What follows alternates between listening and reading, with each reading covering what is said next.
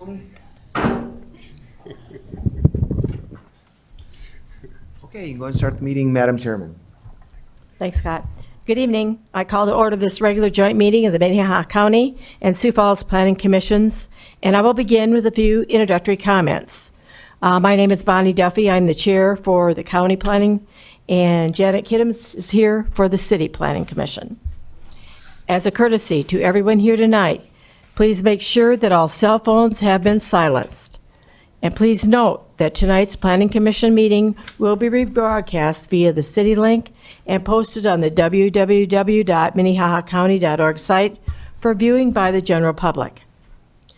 The two planning commissions work together on land use and zoning matters within the rural area surrounding the city.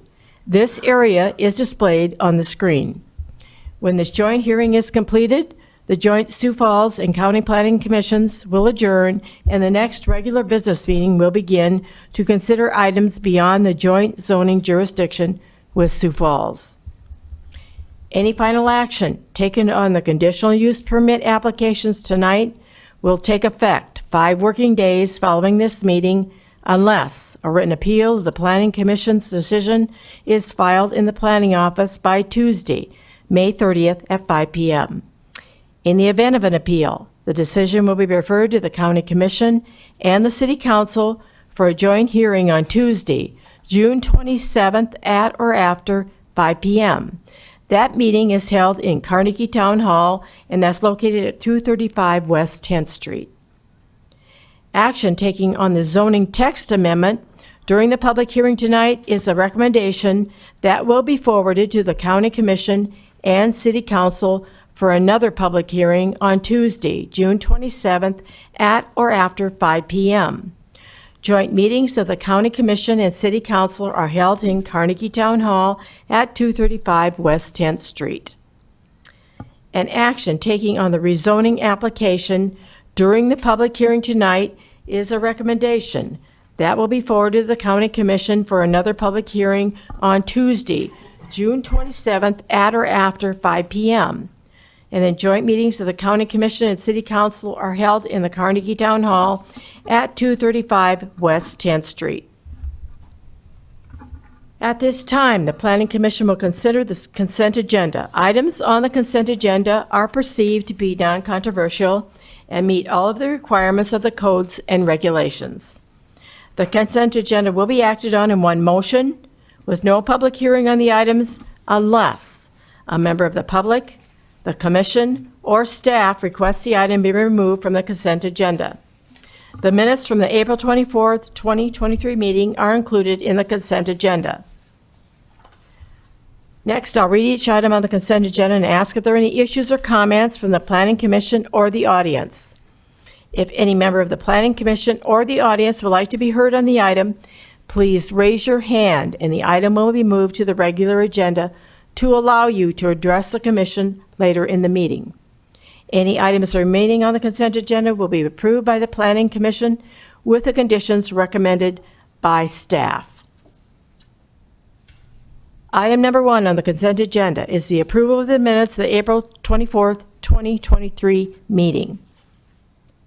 Item number 2 is a conditional use permit 23-17 to allow a bar and lounge on the property legally described as part of Tract 4, Lots 5 and 6, Pleasant View Acres, the north half, the southeast quarter, and the south half, the northeast quarter, Section 19, Township 101 North, Range 48 West, that is in Split Rock Township.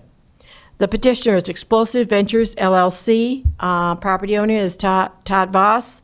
It's located at 7401 East Arrowhead Parkway. Madam Chair, I'd like that item number 2 to the regular agenda, please. Okay. Item number 3 is zoning text amendment 23-03 to amend the 2002 revised joint zoning ordinance for Minnehaha County and the City of Sioux Falls to add public utility facility as a conditional use within the RC Recreation Conservation Zoning District. The petitioner is the Minnehaha County Planning staff, and they will advise us of that.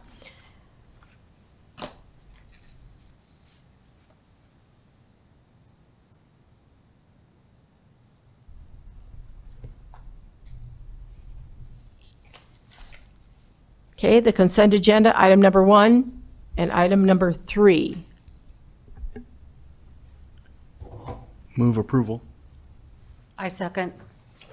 I have a motion and second to approve item number 1 and number 3 on the consent agenda. Any further discussion? All those in favor? Aye. Opposed? The motion passes on the county side. All right, on the city side, do I have a motion to approve the consent agenda items number 1 and number 3? Madam Chair, so moved. Second. All right, we have a motion and a second. All those in favor, please say yes. Yes. Those opposed, same sign. All right, motion carries. Okay, we've moved item number 2 to the regular agenda.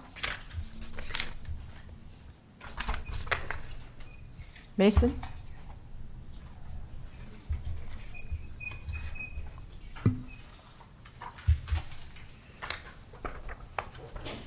Madam Chairman, before we go on to item number 2 that was pulled, we need to have an opportunity for the public to comment. So if you'd ask for the public to comment, it was skipped over inadvertently on your agenda. Oh, for the zoning text? No. General items from the public, anyone that. Oh, I'm sorry. Okay. Is there anyone here that wishes to speak tonight on any other item that's not on the agenda?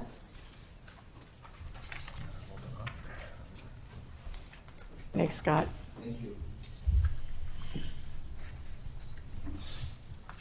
Good evening, Commissioners. Mason Steffen from the County Planning Office. As explained, item number 2 is conditional use permit 2317 to allow a bar and lounge on the subject property. There would be also video lottery within this bar and lounge, which would require the proper permits through the county and through the state of South Dakota. It is proposed that this operation would have 4 separate suites within the building, which would each have own separate themes of video lottery within each suite. This building is located along East Arrowhead Parkway in an area that is already heavily used for commercial uses, including the existing Alibi Bar. Additionally, the portion of this building that is not being used, that would not be used for the bar and lounge, was approved for a fireworks stand via 2 conditional use permits. And during the process for these conditional use permits, one of the issues that came up was connecting to city services for the proper water pressure to supply water to the fire suppression system. And due to delays of construction of the East Arrowhead Parkway, these connection to city services was delayed, but the property is now connected to city water and should be connected to city sewer by this summer. In the beginning of May, I did conduct a site visit of the property in the surrounding area. I'll pull up the site plan here. The parking lot in front of the building and behind the building, you can see here is paved. It doesn't show it on this picture, but when I went out there, it is a paved parking lot. And given the size of this operation, the petitioner would need to supply at least 28 parking spaces for this operation. And the proposed parking on both the backside and the front of this operation would be enough for 100 parking spaces. Additionally, the petitioner would be required to submit an updated architectural design review and safety plan to the county building inspector prior to construction of the bar and lounge, which would ensure that the bar and lounge is in compliance with all of the proper building codes. I will just mention that since this item is within the joint jurisdiction, it was sent to the city staff for comment, and they did comment that they do have some concerns with the proposed mix of fireworks and a bar and lounge in the same building.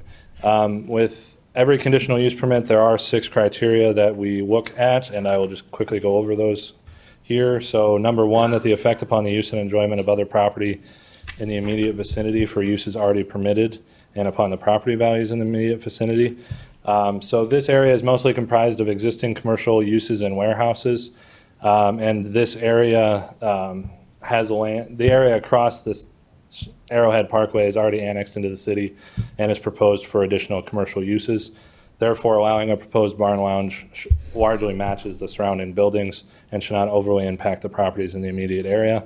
Number 2, that the effect upon the normal and orderly development and improvement of the surrounding vacant property for uses predominant in the area. As explained, the uses predominant in the area is commercial, and this area is becoming more and more urban with annexations into the city of Sioux Falls. And the building is already existing, so allowing this use in an existing building should not impact development in the surrounding area. Number 3, that utilities, access roads, drainage, and/or other necessary facilities are provided. The property does use a mutual access easement that is then accessed onto East Arrowhead Parkway, so it does have access onto the highway.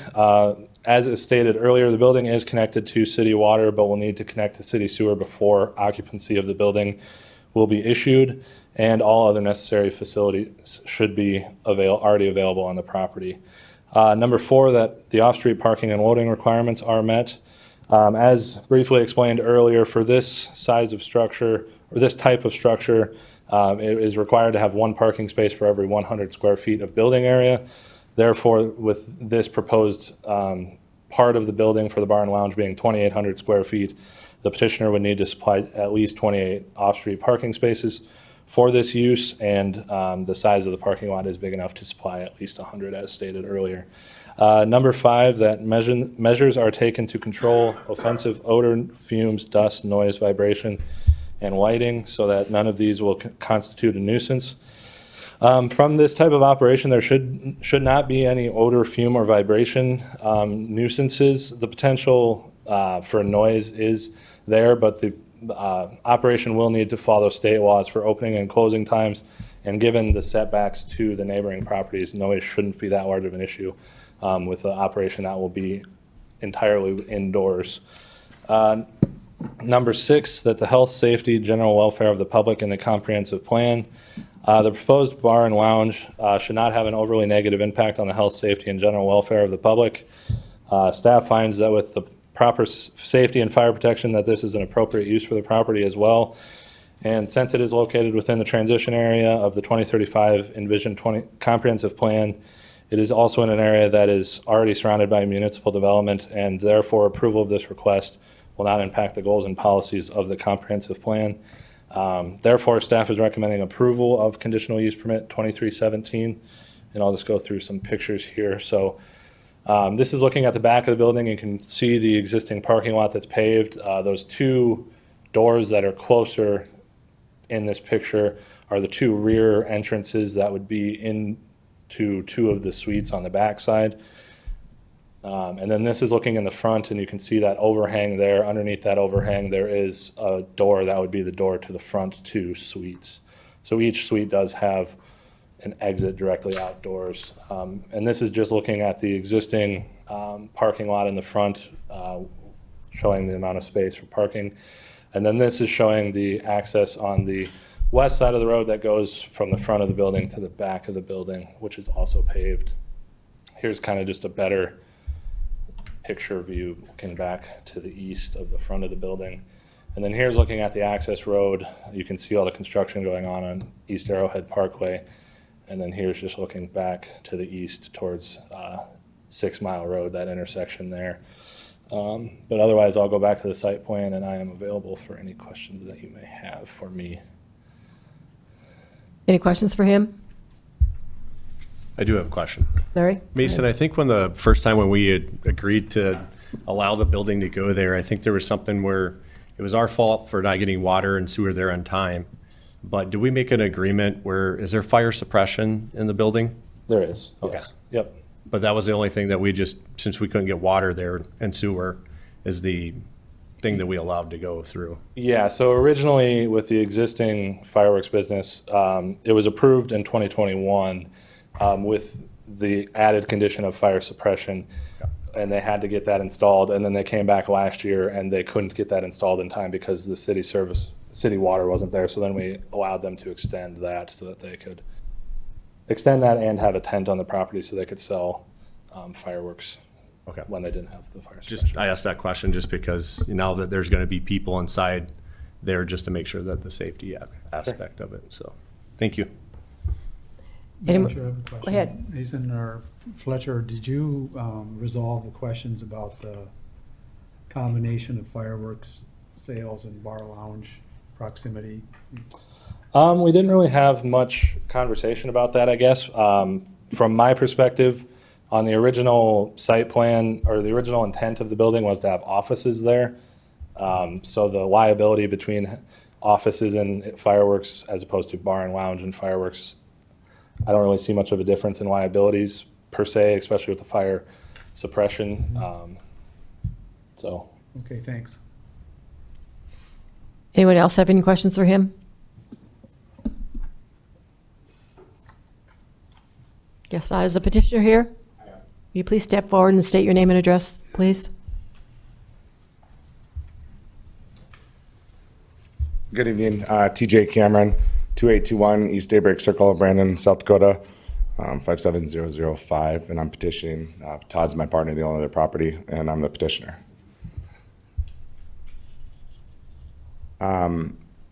One thing I did want to clarify prior to questions is regarding the water, just as a clerical correction and transparency, we have the fire suppression system there, but it's still not hooked up to water. That's why we came back last year. However, we would not be opening the bar and lounge until we have water and sewer because we need the proper restroom facilities anyway.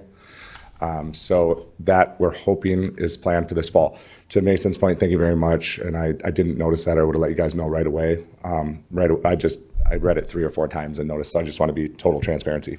The fire suppression system's been there. It's been there for a year and a half, hanging there. We just have to connect. The plan is a 5-inch water main that goes to a fire hydrant, so we are in the city's plans. The fire hydrant's out on the new development, so they have us in their plans. So as soon as that comes, before we have to have facilities in that side. The one thing on the fireworks side is it's only open 10 days.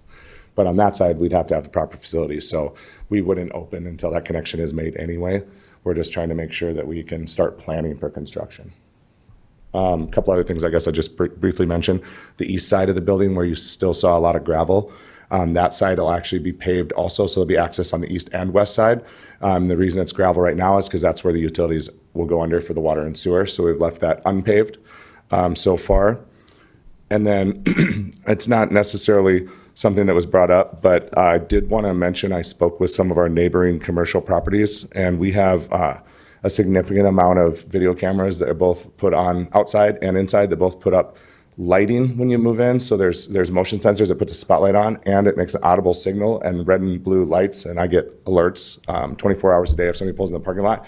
Even though we're only open 10 days a year, when I've talked to the 2 neighbors, there used to be a big problem. And again, this is just what I have talked to them about. I didn't bring anything with to prove this. I just want to be transparent. But they had a lot of problems with catalytic converters getting stolen from Rogers Heating and Plumbing and one of our other neighbors behind them, which is a grass cutting company. And since we've moved there with all those cameras, and I don't know if it's coincidental or not, they haven't seen one in a year and a half, and they had lost a number of them. So I can't take credit for it, but I just want to make that statement. And then it's regarding the bar and lounge. I know one concern, people said, well, what if people smoked? Well, it's a no smoking bar and lounge. That's state law anyway. But due to the fireworks store, we'll have a lot of signs 50 feet anyway, so you'll probably smoke further away from this bar and lounge than you would any other bar and lounge in the state as far as guidelines as how far away they'll smoke. And we were required to put in about a $50,000 firewall between the 2 units in addition because of the fireworks. So, I mean, we feel like it's probably overly compensating for the use, but I'm here to answer any other questions. Chair, Do you have one, Doug? Go ahead.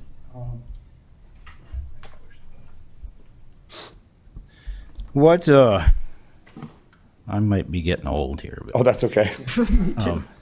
what's makes it good to have a bar and lounge cohabiting with a fireworks stand? To be fair, I can't say that there's a mutual benefit to either business. The one thing I can say is that the fireworks store is open 10 days and it's a very sizable building. So regardless of what tenant was there, whether it was an insurance office or a bar and lounge or what it might be, I guess it's just a use that kind of makes sense. I mean, I can't say there's a real advantage. Like, we're not looking for an advantage from one to the other because there's no traffic from the fireworks store that would really benefit the lounge except for 10 days a year maybe. On the flip side, I guess, during the 10 days a year that we are open, maybe some people go play video lottery, but that wouldn't be enough money to fund the video lottery year round in the lounge. Okay. I don't know if does that answer your question? Kind of, but when we got the Red Rock 3-4 miles to the east, we got Alibi there, we got Bars and Lounge 2 miles to the west. Why do we need another bar and lounge? Okay, fair. I guess to compare it, I look at most other streets in developing areas, and sometimes there's 3 or 4 or 5 next to each other, side by, within a 5-block radius. So I don't think that we're being unreasonable to put another one. My partner Todd does own a number of multi-permit video lottery and bar casinos in Brookings, and he's had success with those. And if you look at, matter of fact, one's on South Main, and if you look at Brookings, there's the Lantern, there's the Safari, there's the Jim's Tap, there's, can't remember what the one is on the other corner there, but then there's the Chevy, there's Cubby's. And yes, it's a college town, but this is all only 3 blocks from where his 3 permit video lottery casino is, which is not on the strip of where the college kids goes, and he still finds good success there. And there's at least 5 others that have video lottery within a quarter mile up the road from him to the north. Go ahead, Larry. I do have a question. Maybe it's a city staff thing question too, but would you be okay with us putting a condition on there that you couldn't occupy that space until the fire suppression's in? The fire suppression on the fire, yeah, absolutely. On the I mean, casino on side. that side of the building anyway, because we came back to get permission to keep going with the fireworks stuff, but absolutely. Yep. Okay. I have a question as well. Yes. Go ahead. I was just going to comment to that there is already a condition on there that the building can't be occupied until it's connected to city services. On that side, I think. Yeah. Condition number 7. Well, I guess I didn't. I just wanted to go. Oh, yeah. Number 7. Thanks. Where do you see 7? It's on page 3, I believe. I have a question for you as well. I live out in that area. I've been fielding field calls. It goes with the territory about where you live, so to speak. There were some concerns actually from parents. I mean, I guess you're going to be monitoring who you're going to be serving in your bar and lounge, so to speak. Oh, absolutely. So I will say I That's- have had a bar and restaurant license in the past, and unfortunately it didn't work out for me financially, but it didn't have anything to do. We never had a violation when I had one. And Todd also owns a number of alcoholic beverage license, and he himself hasn't had a violation. I believe there was a partner that might have had something on one of the 5 or 6 he has in Brookings, but in how many years I've known he's done it, it's the only time I've ever even heard of anything. And as far as concerns of things in the area, I know just right up the street, because we were involved in the whole process too, was, there's going to be a potential cannabis dispensary right up the road too. So I think you'd share the same concern. And a matter of fact, our property was initially in that lottery, and we didn't get the lottery, but just in transparency again. Thank you. Anyone else? Guess not at this time. Is there anyone in the audience that cares to speak to this item?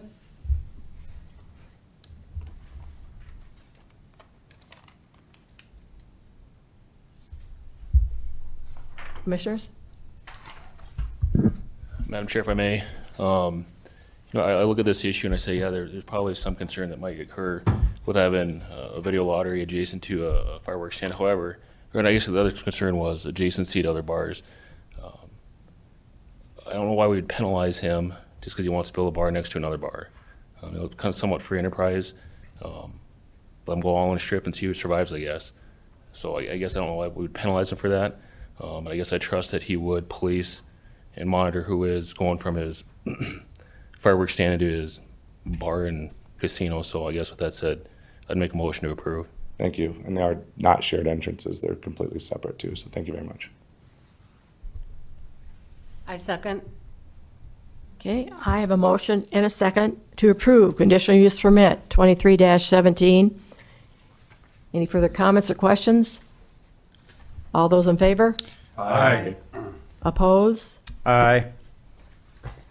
Passes on the county side. All right, on the city side, for a discussion, I would entertain a motion to approve item 2317.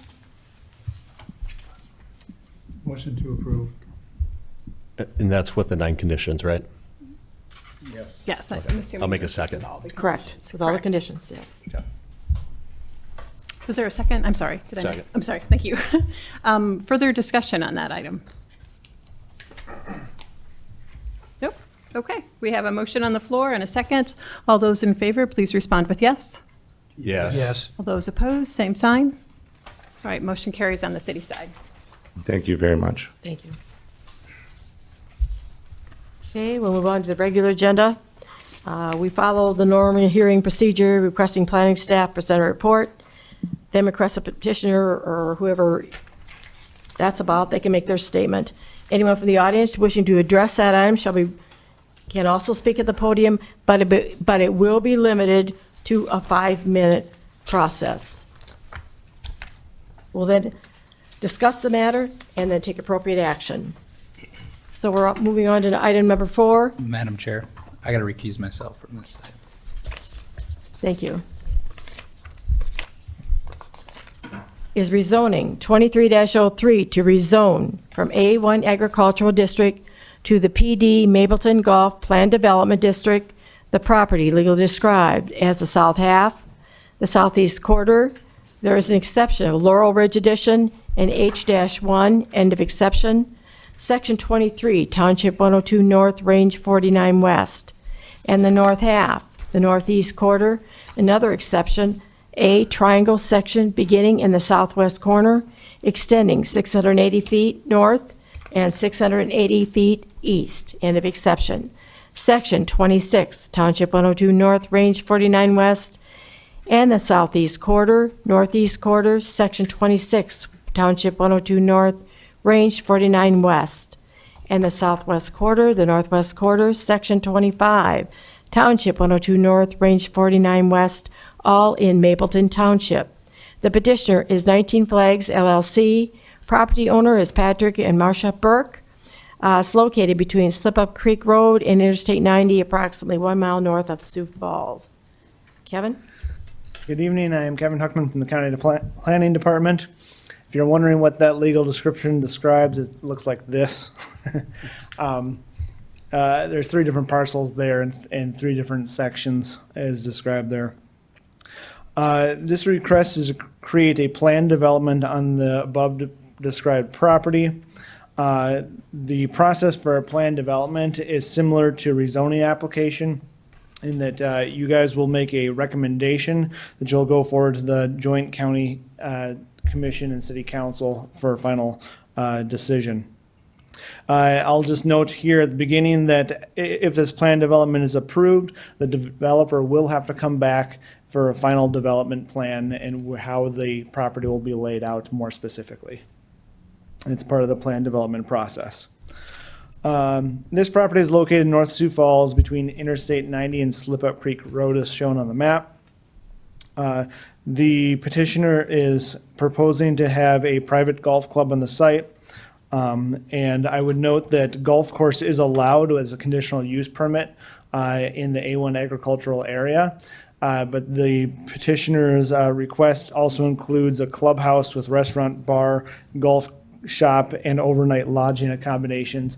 And these things would work better as an entirely different plan development rather than working through a conditional use permit process where those things are not allowed in the ag district.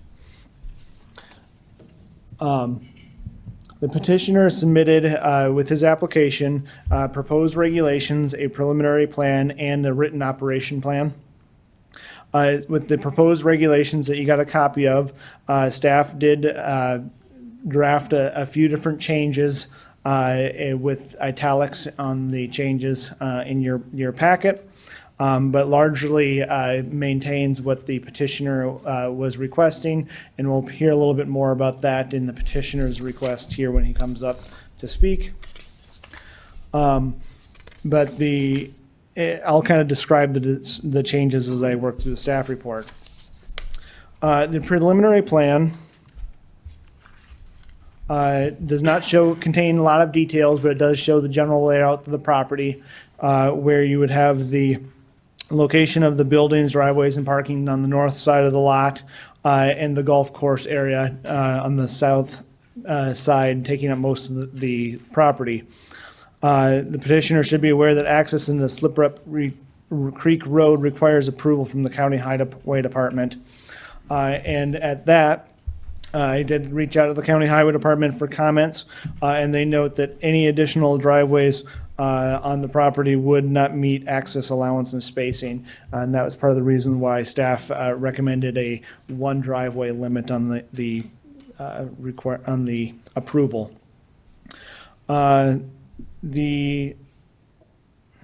Make sure I lost my space here. The operation plan details proposed uses on the site, noting that the site is to be used as primarily as a private membership golf club devoted to golf. The narrative specifically addresses that amenities such as swimming pools, tennis courts, weddings, and public events are not going to be part of this operation. This should help in limit the impacts in the neighborhood, including traffic. The clubhouse will be a large building, which will contain golf pro shop, locker rooms, offices, restaurant, and bar. The proposed use of the sign is size of the property is similar to like a commercial development. And the uses inside, and again, going back to that's why this is a planned development process. The applicant is planning on obtaining a liquor license for the bar. Liquor licenses are controlled through the state and will have to be applied through Minnehaha County. Whenever there is a liquor license, there's a potential to increase undesirable traffic. And that brings us to for reference, staff looked at the wedding barn next door. The wedding barn was approved in 2019 in a planned development. And in that 2019 approval, the Planning Commission limited the hours of operation from 8 a.m. to 12 a.m. midnight. And later an amendment was made to allow an exception for New Year's Eve for 1 a.m. to allow a New Year's Eve party. Staff is including these limitations in the recommended ordinance. Next to the clubhouse, there will be lodging units for rental to club members. The initial development plan had 6 lodging units, and through some discussion with the petitioner, this may change to just a 24-bedroom unit, whether that be a mix of lodges or one connecting building. So that would be something that staff would like to keep as a requirement of the rezoning, that we limit it to 24 rooms, but we can give him some leeway in how that 24 rooms would be developed on the property to suit his needs best. If there's any more than 24 rooms needed, a major amendment would be required. The proposed golf club is located within the transition area of the county comprehensive plan. This is areas classified by lands transitioning from rural to urbanized uses. This is one use that is somewhere in between an urban and a rural use, which needs large tract of land. The county's planning staff reached out to the city for comments.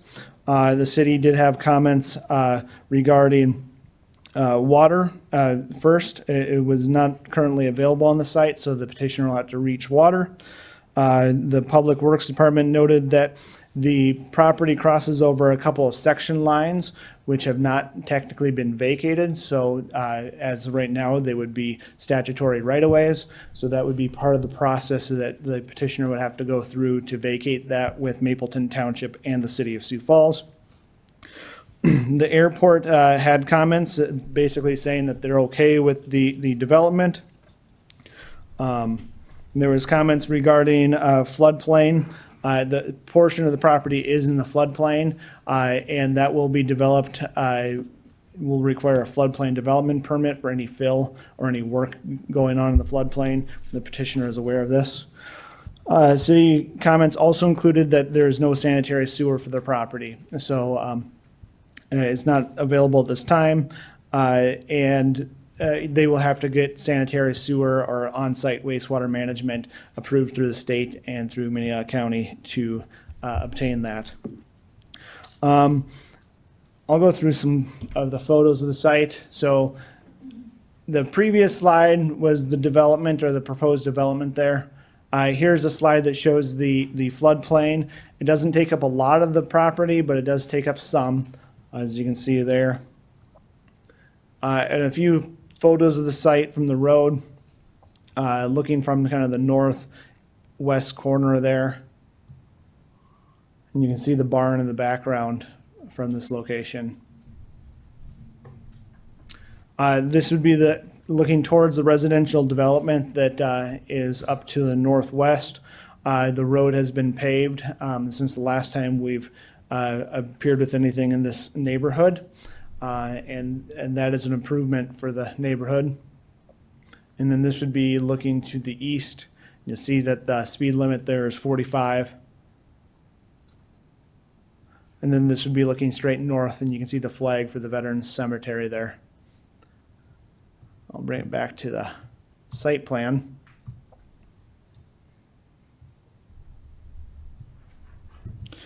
Staff is recommending approval of the rezoning. And as I noted, we have the recommended ordinance there. And there may be some changes, and I'll let the petitioner talk a little bit before we kind of work through what those changes might look like going forward. Is there any questions?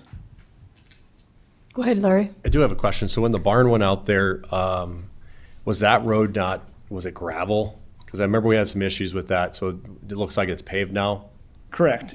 When the barn was there, the road was gravel, and at that time, there was a requirement for dust control as part of the project. Okay, cool. It was partially paved up to the end of the rural development. Okay, And after the houses had turned to gravel, okay, he had to do dust control from that portion of his driveway. okay. Thank you. Anyone else? It's not at this time. Is the petitioner here? Please step forward, state your name and address.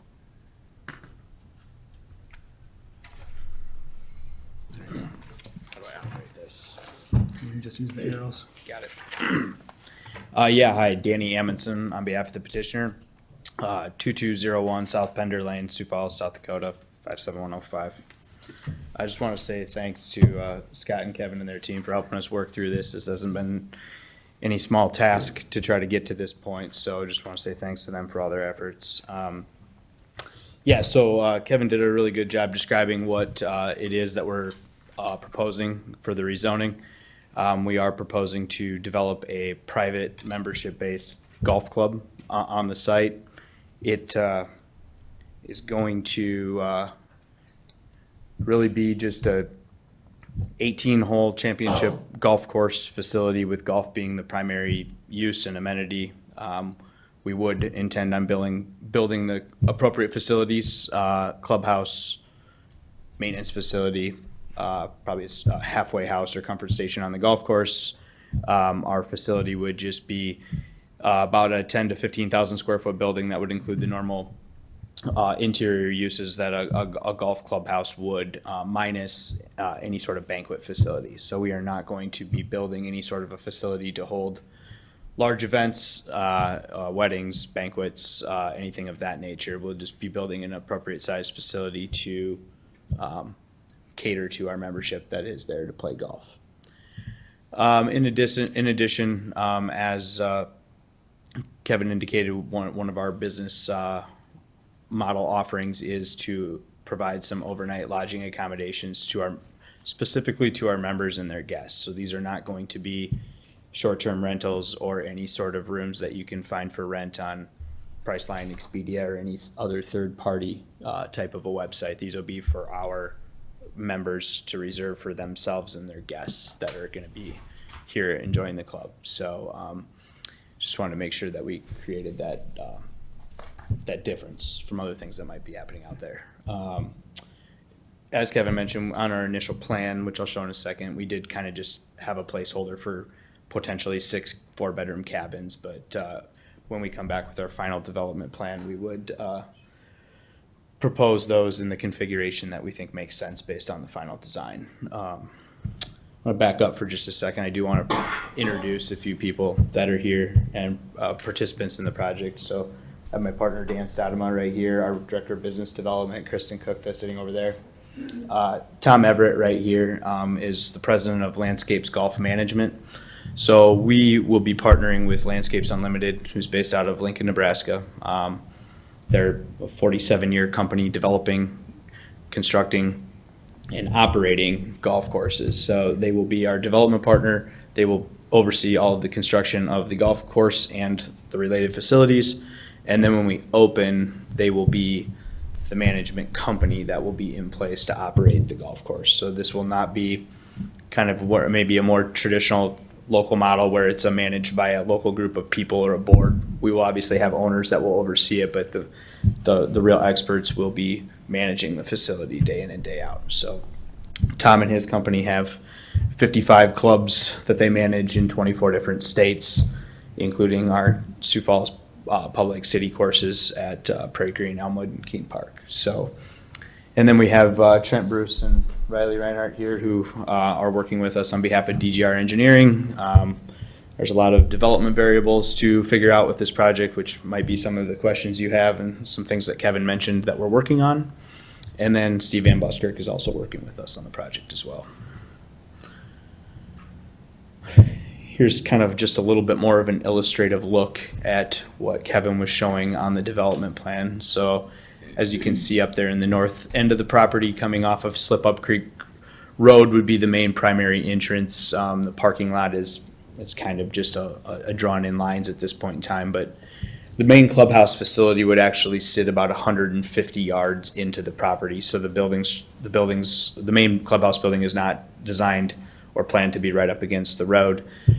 That area where you see 6 smaller buildings there, that is kind of the intended area of the overnight lodging units. But again, those are actually on a measuring stick about 80 yards into the property off of Slip Up Creek Road.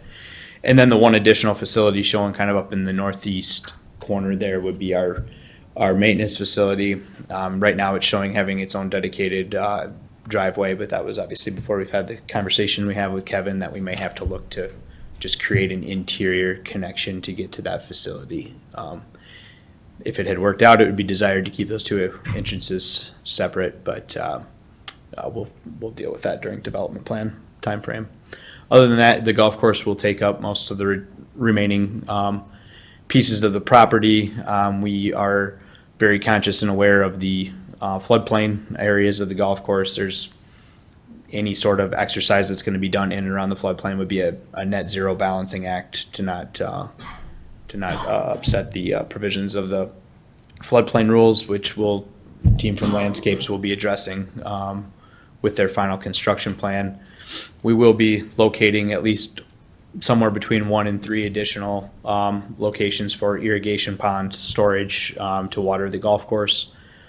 We think we have some pretty good placeholders for locations, but depending on our final development plan and location of the wells, will kind of dictate exactly where those go. So we have been issued temporary water rights within the Split Rock Creek Aquifer through the Department of Ag and Natural Resources for the required acre feet that we need to construct the golf course. We're also working on secondary long-term permanent ideas for how we could offset that if those rights were to be rescinded. So those are still part of the ongoing development and entitlement work that we're working on. So the ordinance revision request, as Kevin indicated, there are a couple things in staff's recommendation in the report that we would like to talk about and review. The first one being in section 2A1C that Kevin referenced, where they had recommended that overnight lodging accommodations limited to a total of 6 lodges with a maximum of 4 bedrooms in each lodge. And we would kind of simply like to amend that to say that overnight lodging accommodations are limited to 24 bedroom units, which would be consistent with the number, with the design and configuration of the units being submitted with the final development plan. So not asking to enhance that number at all, just asking for some flexibility to bring our final development plan back for, just so you can take a look at what we're proposing based on the business model. The second revision request would be section 2(6)(c). As it relates to other regulations and specifically the restaurant and bar, the way it's written. So the hours of operation for the restaurant and bar shall be between 8 a.m. and midnight, with the exception of New Year's Eve, which must be between 8 a.m. and 1 a.m. The request from the petitioner is to separate those other regulations, one being for restaurant and one being for bar. We don't really see why there would be a restriction on the hours that we'd be allowed to serve food in the facility. And if we're going to have overnight lodging accommodations for guests, we will have people that will want to be up at earlier hours for breakfast in the morning. I understand that there's already restrictions in place to the Laurel Ridge Barn next door. Our business model is different, so we ask that you consider some potentially different regulations. We're going to be applying for a full on-sale liquor license. Our property is going to be much smaller in volume. There's not going to be events being held where lots of people are leaving late at night. Our management company currently operates 2 facilities in the city of Sioux Falls with full liquor licenses. This is what they do for a living. And we would like to request that the hours of allowable service in the bar be 7 a.m. to 1 a.m. So equivalent to state law in the morning hours and 1 hour shorter than what's maximally allowed in the evening. And from research we've done, also consistent with some of the other rural bar serving facilities in the area.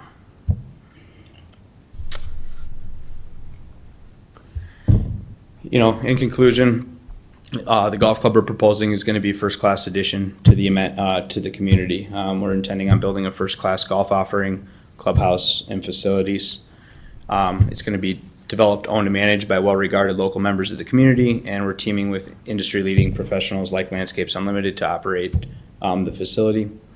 Neither the construction period nor the daily operations are going to present significant disruption to local traffic flow or local neighbors. They're in a club like this where you have hours of operation from dawn till late in the evening. We're going to have people that come and play golf early in the day, some in the middle of the day, some late in the day. There's not going to ever be peak traffic times because we're not going to be a facility that hosts large events or outings or shotguns for 140 people. That's not the business model here. As a new business, it's anticipated that we will create somewhere between 40 and 60 new jobs. It's going to generate additional tax revenue to the county because of increased property value and clubhouse operations. And finally, we request, approval of the plans and consideration for the ordinance revisions. With that, I'll take questions. Any questions for him?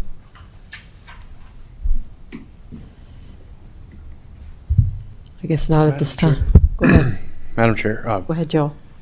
Mr. Amundson, and maybe this is also for staff too, but what's the difference between this version of the plan and then you said you'll have a final version of the plan? Do we get that final version between now and, I thought I read something in after this group would approve or recommend approval or disapproval, it would go to the next body, and between then and now, or between now and then, we would see a final plan. Is that? No, so for a plan development, there may be some more things if the petitioner wants to have some more ideas, but as you saw there is some kind of a general preliminary plan, so to speak. But the final development plan wouldn't happen until after the approval of the plan development. And then once that process starts, that would only go to this body. It would not actually go forward to the joint council and commission. Okay, thanks for that clarification. Yep. I got a question too while he's up there. So in a PUD, do we ever put limitations on how many rooms can go into a PUD? I don't say that we ever had a PUD with rooms. This would be like the first accommodation with like a hotel or lodging type facility in the county. The closest we would have would be we've had a couple of campgrounds, and yes, in the campgrounds we have limited cabins before and limited the number of spaces based on what was available there. Okay. Thank you. I have a question too for you before you leave. I know he wanted to change some of the timeframes between the bar and the restaurant. Is there any problem with that? No, I spoke with the petitioner about the restaurant and bar. If we wanted to limit just the times based on like the alcohol serving or the bar, we could easily enough accommodate that. Okay. Because if you're doing the lodging, it would make sense to have an earlier breakfast serving time. Okay. Any other questions for him? It's not at this time. Good. Anyone else in the audience care to address this item? Please step forward and state your name and address, sir. Hello, my name is John Beck. I live at 47645 East Sorrel Street, which is a block approximately north of the golf course area proposed. The question about the hours of operation going until, instead of midnight, like the wedding barn is, until 1 a.m., whether that's for the bar or whatever they're doing. Is this going to then set a precedence for the wedding event center to then request that they can operate until 1 a.m.? So that's my concern. If they're allowed to go until 1 a.m. with certain operations, will the wedding barn request to stay open later at night? And again, residents in our area, we're always concerned about the noise, so with staying open later. Thank you. Anyone else care to address this item?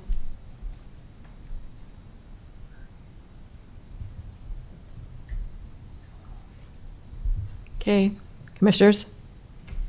Can we have some conversation beforehand? Sure, go ahead. So one concern I do have is, in a PUD, we've never put limitation, on the city side, I don't think we've ever put limitations of what, you put there for rooms or units or whatever. It basically comes back, you give us your final development plan. To me, I don't think that we should be putting that type of stipulation on something like that, because then it sets it for future for people to be able to do that. And a PUD is basically set there for you to basically design it the way you want it to, following the setbacks and the road requirements. So I'm just throwing that out there.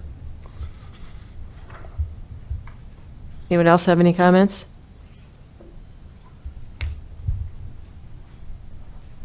May I address that? This is Fletcher Laycock, urban planner, City of Sioux Falls. So the difference between this and being in the city is that this is in our growth area and is in a tier 3 location where we don't have city services, city water, city sewer, roads built to city standards. So we kind of, we would like to limit as much residential development that's happening as part of this, because this is in our 10 to 15 to 20 year growth area. So the applicant's actually working with our Public Works Department on, discussions of potential future annexation, and then before future residential development as part of the accessory to the golf course, that would potentially require annexation and extension of utilities before we fully develop out a residential neighborhood. So they could come back and get a modification on the PUD, they come back in front of us, or actually that time be probably a city, and then basically be able to do what they want to? I believe, so the timing of it would be that once the city utilities were ready to be extended out there, then they would be looking at developing and annexing into the city and zoning to the correct zoning district, so. Okay. I just wanted to make it fair that's what we do for everything else, so I just want to make it fair for them, so. Yep. Thank you. Any other further discussion?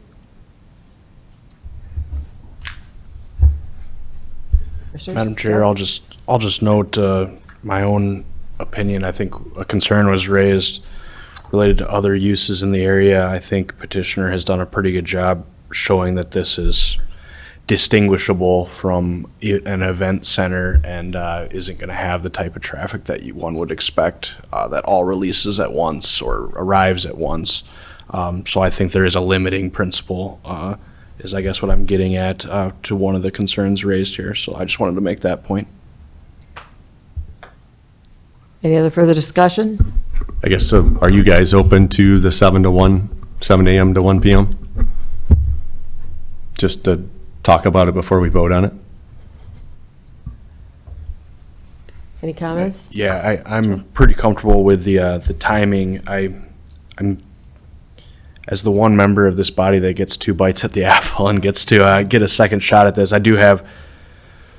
I'm vacillating a little bit about exactly how we talk about the lodging accommodations and how much flexibility we want to give versus how we want to know how this is laid out before we approve it, but the time doesn't bother me. So just if that's on the narrow issue of amending this to petitioners' ideas around time, I'm comfortable with that one. I'd be interested in anyone else's thoughts about the lodging and if we need that better defined, or maybe staff will have some comments So on maybe that. I could comment, Scott Anderson, Planning Director, maybe I could comment a little bit on the number, because it seems like there's a little bit of concern about, or interest in the number of rental or lodging numbers. And I think the way that we are structuring this, it will give them the most latitude. If we give them a number that says they're limited to 24 rooms, they will have the opportunity to decide whether that is one larger building with 24 rooms, or whether that's maybe 24 little cabins. I mean, it's up to, it will be, allow them to develop it the way that they see fit, so it gives them some latitude. But I think it's important to put a cap on there, because otherwise you could end up with 200 or 300 units, and that's not, I don't think, what we want to see either. If we just say, well, you can have as many rental cabins as you'd like. So, does that help answer? Yes, and I was just kind of making sure that you were comfortable with that latitude, or if you thought there could be some surprise. and I mean, limiting it at 24 does limit it, but It so I does get it. That limit there's it. But just wondered if you had any concerns about that. And then what'll happen is once they hammer out how they would like that developed or laid out, then they bring back that final development plan, and then you'll see it. They're proposing 2 buildings with 12 each, lodges or something. So you'll get to see that again on how they're going to be very specific on laying out their 24 units. And could that be something in the final development plan? If that doesn't work for their model, could they come back and try to ask for more units? Yeah, they can always come back and go through a plan development request, and if maybe it's 30, when they start doing the engineering and the cost analysis, maybe it'll be 30 that is the break point or break even point or something. If it's more than 24, if you set a number on it and they exceed that, they're going to have to come back for an amendment. They can, if they only want to build 20, well, then they have 4 extra in their hip pocket they can do something with later. At 5 years from now, they can build 4 more someplace else. And it's mainly just the infrastructure is why, just having the sewer capacity and the water capacity? And I think also land use, and I think you need to be aware and cognizant that this is a rural area, and there is a rural subdivision across the street, and so I think it's an attempt to blend those uses, because this is sort of, a golf course is not necessarily a residential use. But it's also sort of a quasi-commercial, it's a recreational use. So it's an interesting, you have an interesting mixture there that you're trying to get them to blend together. They do blend well, I'm not saying they don't, within reason, and some of that is you need to have some understanding. The neighbors need to know that this is gonna be the max, there's gonna be 24 cabin units, rental units, and not, 200. So, I had the impression that the applicant was comfortable with that. I think they are. At this point in time. I'm just asking just because it's a PUD, so that's, yeah. So as you probably saw in the operational plan, we did identify that we would maybe like to one day develop 40 to 50 units out there. Our current project, our project with its initial phase and kind of our budgeting and our model, we're planning on 24, and we think that that'll probably be the right number to start with for quite some time, but it's not to say that we wouldn't come back and ask for. And the reason why I'm keep Yeah, I pressing know. is because it sets precedent for everything that happens from here. Correct. And so that's why I want to make sure everyone's always treated the same, Yep. is basically the reasoning for that. The configuration is something we're gonna work on because there's probably a better plan than just 6 cabins that have 4 bedrooms each, because typically when you build a cabin like that, they have a common space, which is gonna require more water or utilities. And there's probably a better concept that we can line up some, think of like single suites that might be attached 8 or 10 in a row, and it'll be a much lower usage. We have already been in contact with Minnehaha County Rural Water. We've run flow tests and sent them the data on having this number of units. We are well below the capacity and what they can handle with the 1-inch line that's right there off of Slip Up Creek Road. Long term, we're confident that those capacities could handle the 40 to 50 units. But we're here to at least get the first 24 developed. So that's our goal. Yep. Okay, any other questions for him? Thank you.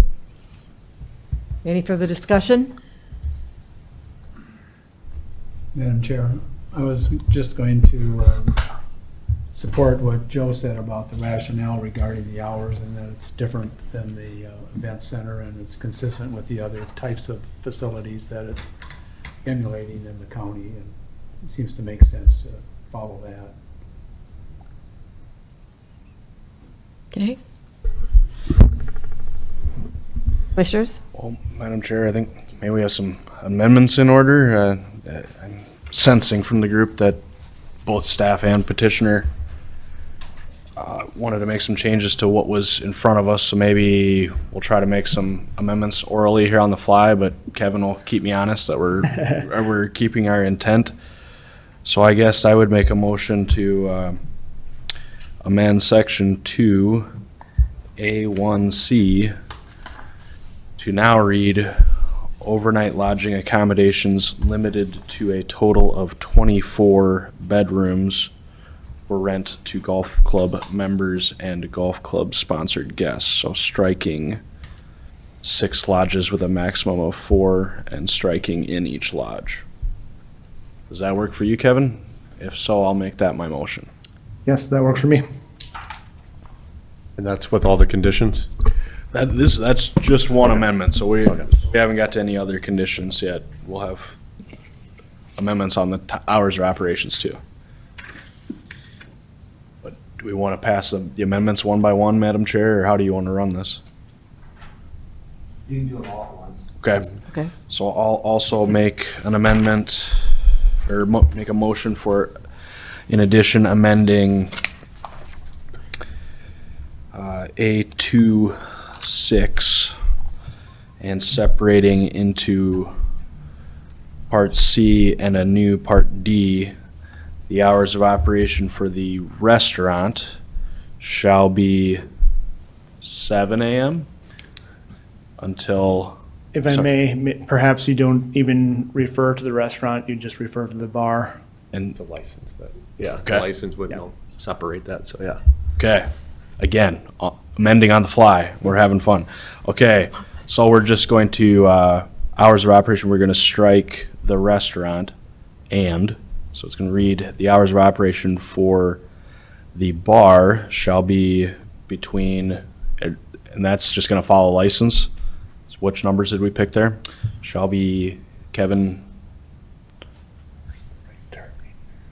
Well, the petitioner put out 7 a.m. to 1 a.m. I think the license is to 2 a.m., correct? Yeah, I think he was being modest on his licensure capability, but we were gonna take him up on that restriction, so 7 a.m. to 1 a.m.? Yeah. And striking the language referring to New Year's Eve as no longer needed. So amending those 2 areas, Madam Chair, that I think we had agreement on related to hours of operation and 24 bedrooms for lodging. So hopefully staff has at least got my intent, if not my exact language. Okay, I have a motion and second to 2 amendments. All those in favor? Aye. Opposed? Motion passes on the county side. All right, on the city side, do I have a motion to approve the two amendments? Do you want us to pass the ordinance in full Oh, now? sure, yeah. Okay, just procedurally, I'd make a motion to approve the ordinance as amended. I'll second that. Okay, I have a motion and a second. Any further discussion? And that's all conditions, right? Correct. Yeah, I'm trying to, that's one of your favorite questions. I'm trying to learn from it. I'm trying to preempt you, but All those in Why does favor? it go away? that is all encompassing of the PUD as amended and with all conditions therefore, so. All those in favor? I have a motion and a second. Aye. Opposed? Motion passes on the county side. All right, on the city side, we'll start with the two amendments that were brought forward. Do I have a motion to approve those two amendments? Madam Chair, I'd like to propose amendments as masterfully tailored by Commissioner Kipley and the folks, approved by the folks on the county side, as amended for the hours of operation as well as the housing units. Rooms, excuse me. Second. All right, we have a motion and a second on the table. All those in favor, please say yes. Yes. All those opposed, same sign. All right, that motion carries. We'll move on to the amended ordinance with all the conditions. Do I have a motion to accept that? Motion for approval? Second. All right, we have motion and a second on the table. All those in favor, please say yes. Yes. All those opposed, same sign. All right, we have the motion carried. Any old business? We have some new business. Yeah. So, Madam Chairman, Scott Anderson, Planning Director again, and at the last Planning Commission meeting, I had indicated to you that I would be preparing a draft ordinance for some discussion on short-term rental and vacation home rentals, and I have done that. You will notice it differs, so just for the City Planning Commission's information, the county has, as you are aware, approved a short-term vacation home rental ordinance. And what I have proposed for you tonight to consider differs slightly from what the county did in that it sets this up as a permitted special use, which means that if it meets the criteria listed, it would be permitted. If it did not meet the criteria and they still wanted to proceed ahead, they would have to apply for a conditional use permit.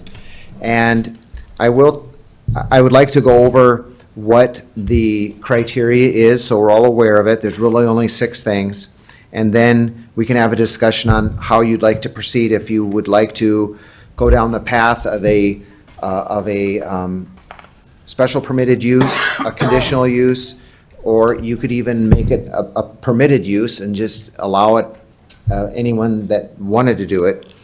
But so basically the criteria is, number 1, that a maximum occupancy shall not exceed 3 people per bedroom. Number 2, that the vacation home rental or short-term rental would have to register with the state of South Dakota as a vacation home. Number 3, that a minimum off-street parking shall be 1 space per guest bedroom. Number 4, that contact information for the owner and any manager of the vacation home or short-term rental shall be provided to the planning department. Any changes in ownership or management shall require new contact information be submitted to the planning department. Number 5, the contact information for the owner and manager shall be clearly posted inside the vacation home rental or short-term rental. And number 6, that the county planning department shall send written notice of the proposed vacation home or short-term rental application to the owners of all property located within 500 feet of the property involved. Written notice shall also be sent to the Sioux Falls Planning Department. If any property owner so notified files a written objection within 14 days of mailing, the applicant shall apply for a conditional use permit. And I will tell you that that information almost identically mimics how we handle temporary use permits. So occasionally we get temporary use permits for like asphalt batch plants or festivals or whatever. We send out notices, and if anyone objects, then they can file, as I indicated, they can file a notice or their displeasure with the planning department, and then it would go to the joint planning commissions for a hearing. So, and then the last thing it does is it, Section 8 creates a definition of a vacation home rental or short-term rental. And with that, I would be glad to answer any questions or allow you, if you just want to dialogue among yourself, but. Madam Chair, I think it would be important that we look at this from the standpoint of a recommendation to consider. And I'd like to recommend that we favorably take up Scott's. he can't hear you. I'm sorry. I think it would be helpful if we took this as a recommendation from staff to consider and lift up what Scott has just presented in terms of providing for a mechanism for consistency. Certainly it will have that, or would with the county ordinance. It will also then encompass the city's participation at the joint jurisdictional level. But you also provide, importantly, an element for neighbor input, involvement in the process, if any one of those people notified would so choose to participate. I guess I do have a question. What was the different uses you were talking about? It was like permitted use? Well, there's each zoning district typically, or each zoning district is broken up into permitted uses, special permitted uses, and conditional uses.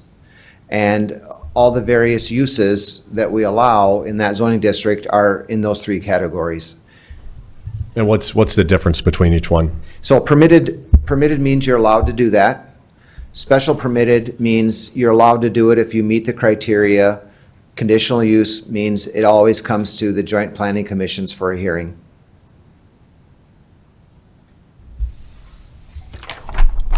Thank you. And then I guess one thing I would throw out there is, what is it? Section 5, E.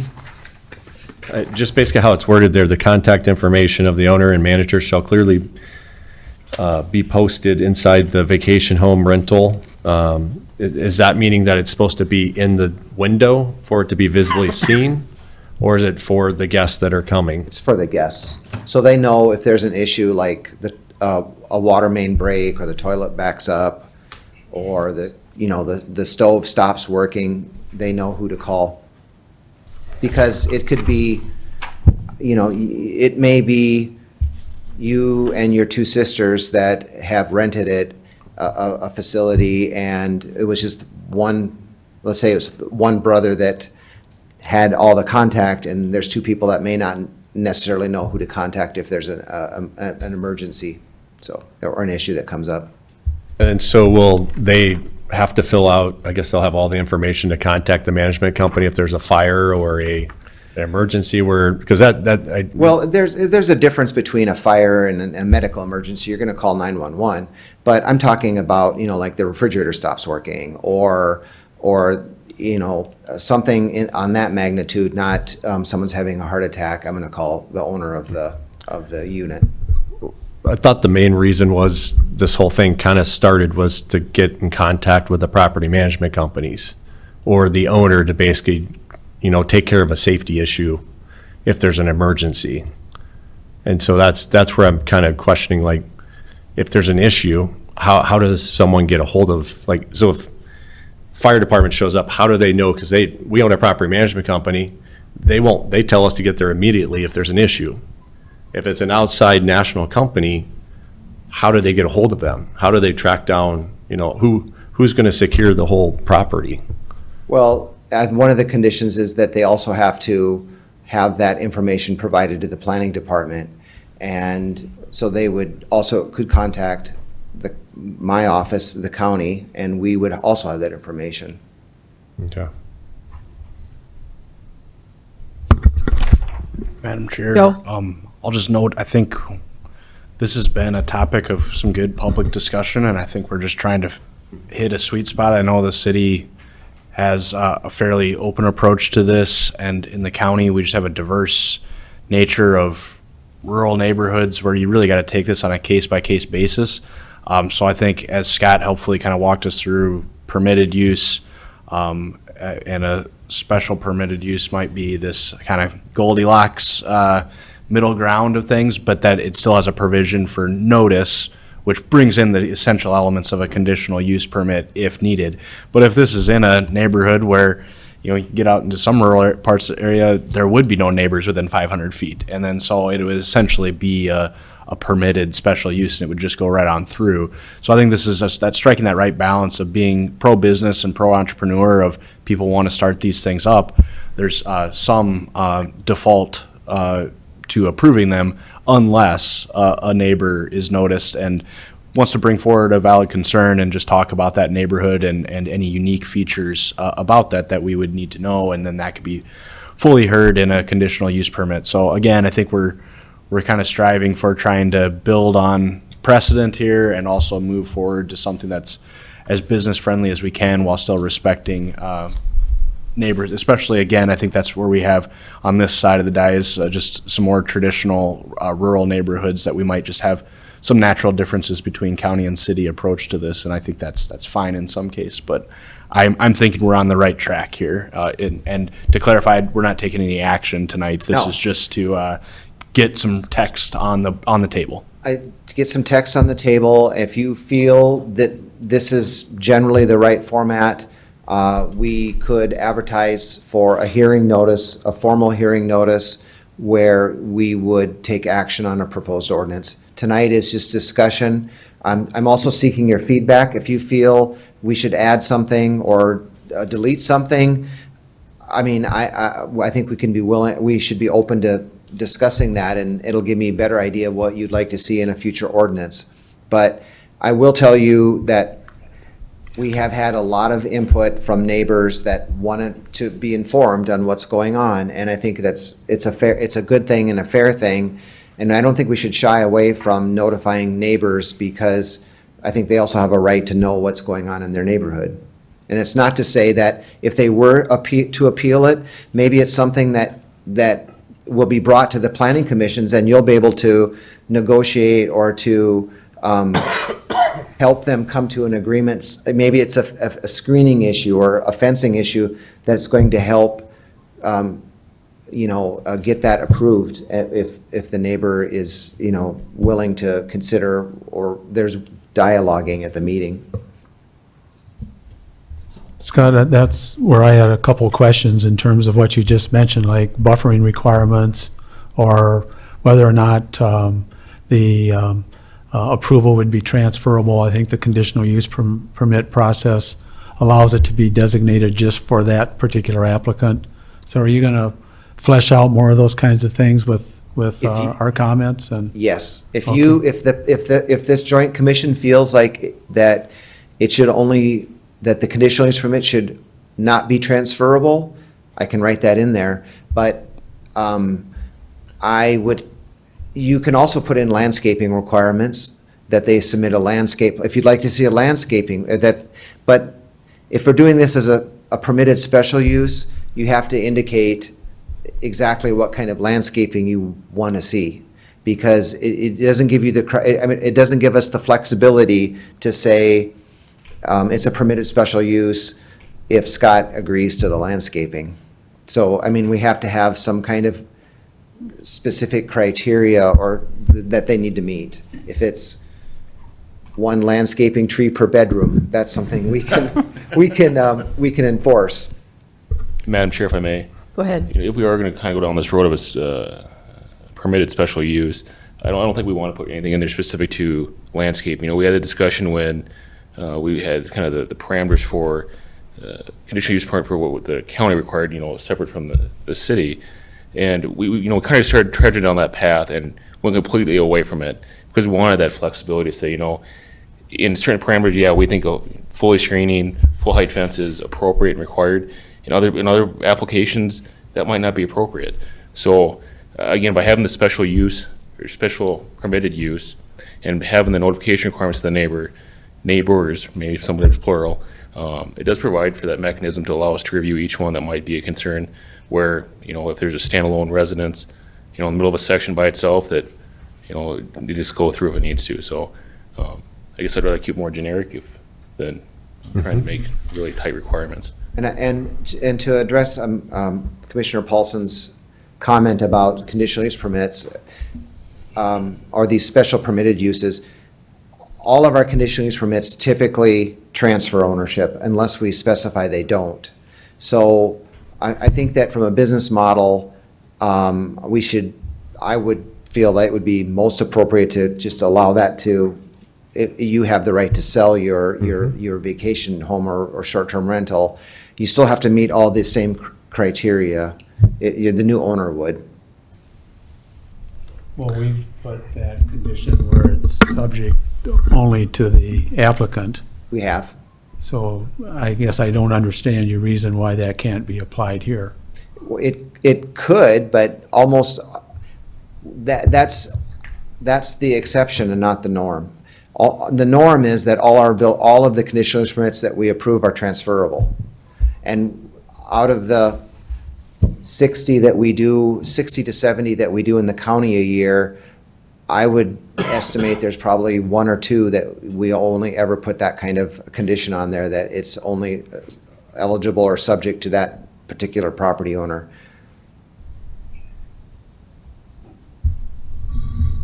Okay, any further discussion? I guess one thing I would say, I know that we've went back and forth on this one other time, that, in Sioux Falls, we do a permitted process where they just fill out a rental application, and it's mainly just to have the emergency contact information. And I know that you guys are probably at maybe a conditional use. I think maybe a happy middle ground is basically that special permitted use, to kind of, because how I look at it is that eventually this is going to come to the city, so we're trying to get it ready to come into the city and get away from the county. So I know we're here on coming to you guys to visit, but what's eventually going to happen is it's going to come into us. And so I think that we kind of got to meet in that middle ground. I know this is my last meeting, so I won't be part of this discussion. I might be on the other side. But basically I would say that, for a middle ground, that's kind of probably something to look at. And then also too, just talking about what I was talking about earlier, just knowing from other major cities, the biggest thing is getting hold of these management companies, because a lot of them are national, that I think that there should be some type of, and I hate putting restrictions on stuff, as Joe knows, but I think there should be some type of display of the current property manager or owner's phone number, so that if there is an issue, a neighbor comes by and wants to know who to contact, they can walk right up to the door, find that information, and call them. Or if the fire department comes, police department comes, whatever, they basically have that information right away. And that that's easily added. I can put that in the, tweak that to say that information be exhibited inside the house and on the exterior of the front door or something. Visible on the exterior. Maybe that's in the front window, maybe it'll be on the door, but it would be visible from the exterior. So I can add that. I don't think that's a burden to anyone to have that information, the management information. But I think it's important to have it on the inside for the renters too, in case something happens. I think there was some concern about what to do in the neighborhood if something happens at the location that should be reported or communicated. I think that's a component that still needs some further consideration for safety purposes, and I think it'd be helpful to get the input of the public safety officials about those kind of circumstances where you don't have a relationship with someone otherwise that may require. And I can reach out to the sheriff and ask him, someone, I can work with Fletcher, he can tell me who at the city I would contact in the police department, how they would like to handle that, if that would be helpful. Okay. Madam Chair, maybe a question for Go ahead. staff. We keep talking about having displays, this concern of the city, and rightfully so. What's the city requirement currently? Just fill out an application. Right, so I guess why would we make it more cumbersome on a county resident or county owner to have these displays than we're in the city, if that's a concern. We're just trying to. No, I'm just asking the question. I'm not trying to be a jerk. I'm just asking the No. question. Well, I think the thing is that I think the city, what happens is when it goes into the count, or the database, basically the police department the emergency department has access to those numbers. So I don't know how it works in the county if you take a number in or contact information, if that gets pushed off to emergency services or not. That's just the main thing behind why there's even a application. I'd have less restrictions. I'd have nothing, so other than an application, so. Okay, any further discussion? Madam Chair, I think I would just make a comment that overall, I believe this is kind of hitting the mark between both bodies, and that I think I personally appreciate the inclusion of the notification of the neighbors. Just in the couple of the ones that we've been involved with, it's the neighbors who come forward. So I like that addition to it, that they have the opportunity to voice a concern, and then it would go before the whole planning commission, yeah. Anyone else? So I would seek some direction on whether if you'd like to schedule this for a hearing, and what month you might, if you would like to do it in June or July. I would just ask for a motion to authorize, the planning department to proceed ahead with the hearing and a date, which month you'd like it in. Commissioners? Summer plans? Is that like do you have to make a motion, or is that just something we have to agree that we? Yes. Do you need a formal Okay. action to You should publish do the it as a hearing? motion. You should just do it as a to motion. proceed ahead with it, and that way it's just not me willy-nilly wanting to change the zoning ordinance. Okay. How about July or June? I was gonna say July, just to give ourselves some time, and if anybody had some other thoughts they wanted to give to it, and we're kind of coordinating between city and county precedents here. So I'll make a motion asking Scott and staff to publish this for our July meeting. Thank you. I'll second. Okay, I have a motion and a second. All those in favor? Aye. Oppose? Passes on the county side. All right, on the city side, do we have a motion to approve the ordinance being read in the month of July? So move. Second. Chair. All right, we have a motion and a second. All those in favor, please say yes. Yes. Those opposed, same sign. All right, motion carries. Okay, July it is. before we adjourn, I understand you want to make the announcement? Sure, this is Commissioner Lupke's last joint meeting with the city and the county. We just want to make sure we thank him for his service of over 10 years of being on both bodies. So thank you, Larry, we appreciate it. Thank you.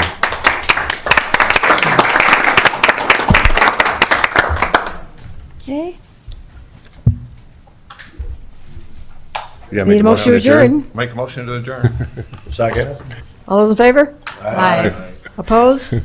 We adjourn on the county side. All right, Motion to adjourn? Second. all right, all those in favor? Aye. All right, sounds good. Thank you. Adjourn.